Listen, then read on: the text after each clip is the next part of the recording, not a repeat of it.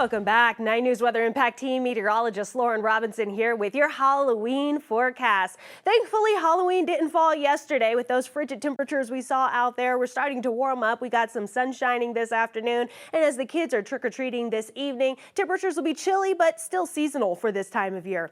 So far, we saw a high of 61 degrees at DIA. Most of the Front Range and Eastern Plains stayed in the 50s to lower 60s. We made it into the 40s up in the high country, more 50s across the western slope. Right now, we're starting to cool down. The sun is getting closer to setting. We're at 61 degrees right now, but those temperatures will likely be in the 50s to 40s when you're trick-or-treating, depending on how late you're out. We have winds coming in from the east at around 8 miles per hour. Our live radar is going to be pretty empty all across Colorado as we move our way through the weekend. Not a whole lot to look at. We're going to stay pretty clear and calm as we go throughout the rest of our night. Trick-or-treating hours, we're going to be pretty clear, a little chilly, but again, very seasonal for this time of year. Temperatures in the lower 50s to upper 40s by around this time of the evening. Overnight tonight and into early tomorrow, we drop into the lower 30s, just below freezing. As we go throughout our Friday afternoon, those temperatures rebound nicely. Sun shining, will be in the lower 60s. And we're going to continue to see that chillier but slightly warm fall-like weather as we move through the weekend with those temperatures in the lower 60s to middle 60s.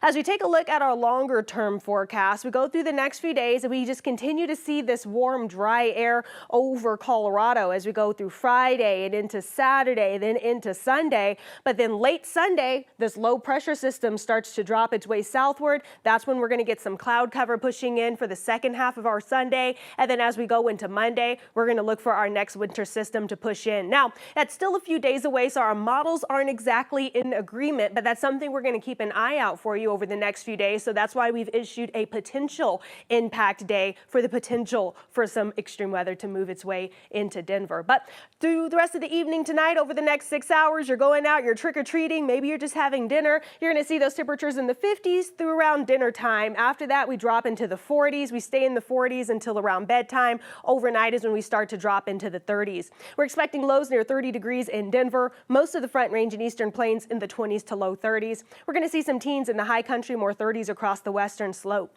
Tomorrow, we're going to be a tad bit warmer than what we saw today. I think we can make it to 62 degrees at DIA. But again, most of the Front Range and Eastern Plains in the upper 50s to lower 60s. We're looking for more 40s up in the high country.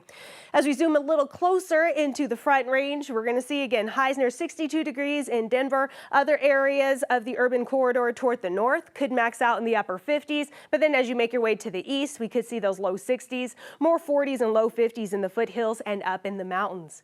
So the next few days, we do have a couple of items on our 7-day forecast. First, we're going to get through our sunny and warm weekend, those temperatures in the lower to middle 60s.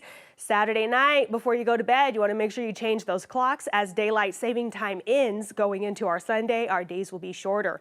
Monday is our next potential weather day. It's still a few days out. We're still waiting for more agreement on the models, but it's looking like we could get some mountain snow, maybe a rain-snow mix in Denver. We're going to continue to monitor this one for you. And then as we go further through our 7-day forecast, take a look at next Thursday. That's going to be our next Avs game that's going to be broadcast right here on 9 News and on Channel 20.